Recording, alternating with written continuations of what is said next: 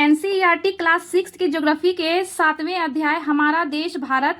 इस अध्याय में भारत के बारे में दिया हुआ है, भारत की स्थिति, क्या ये हमारे ग्लोब पर कहाँ स्थित है भारत, और भारत के भौतिक विभाजन, पर्वत, पठार, मैदान एवं द्वीप समूह के बारे में दिया गया है। तो चलिए शुरू करते हैं।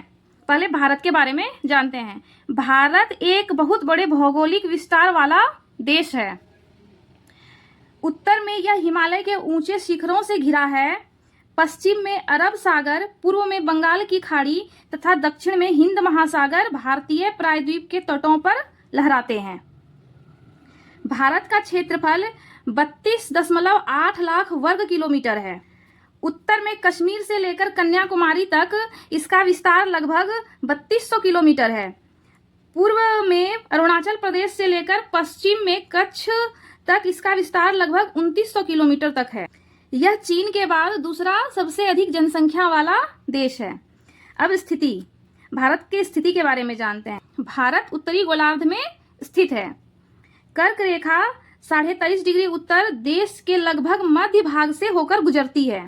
दक्षिण से उत्तर की ओर भारत की मुख्य भूमि का विस्तार लगभग 8 डिग्री 4 मिनट उत्तर तथा 37 डिग्री 6 मिनट उत्तर अक्षांशों के बीच है। पश्चिम से लेकर पूर्व तक भारत का विस्तार 68 डिग्री 7 मिनट पूर्व तथा 97 डिग्री 25 मिनट पूर्व देशांतरों के बीच है। प्रत्येक 1 डिग्री देशांतर के लिए स्थानीय समय में 4 मिनट का अंतर होता है। 82 डिग्री 30 मिनट पूर्व देशांतर को भारत का मानक याम्योत्तर कहा जाता है। दक्षिण में समुद्र में स्थित 2 द्वीप श्रीलंका तथा मालदीव हमारे पड़ोसी देश हैं। पाक जल संधि भारत को श्रीलंका से अलग करती है। अब भौतिक विभाजन, भारत के भौतिक विभाजन को देखते हैं।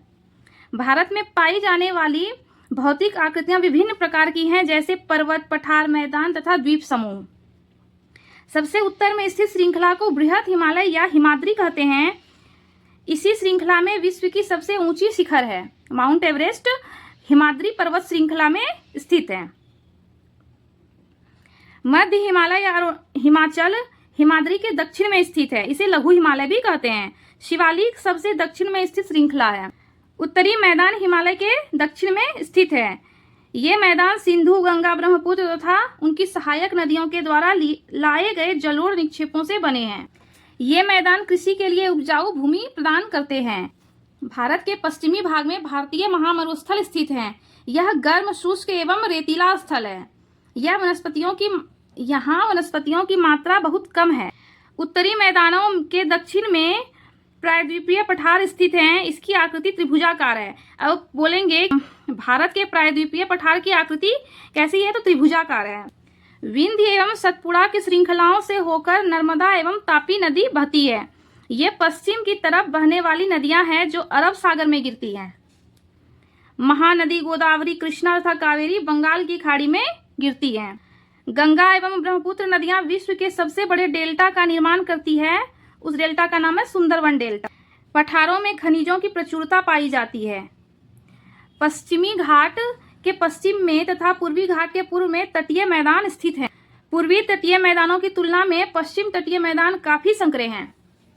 आप सबको मैप के द्वारा उदाहरण से देख करके समझना है, तो स्टडी संसार के शॉर्ट्स पर विजिट करें। मैं शॉर्ट्स वीडियो बनाई हूं और आप सब मैप के द्वारा समझ सकते हैं। धन्यवाद। आप सबको ये वीडियो पसंद आए तो लाइक, शेयर, सब्सक्राइब जरूर करिए।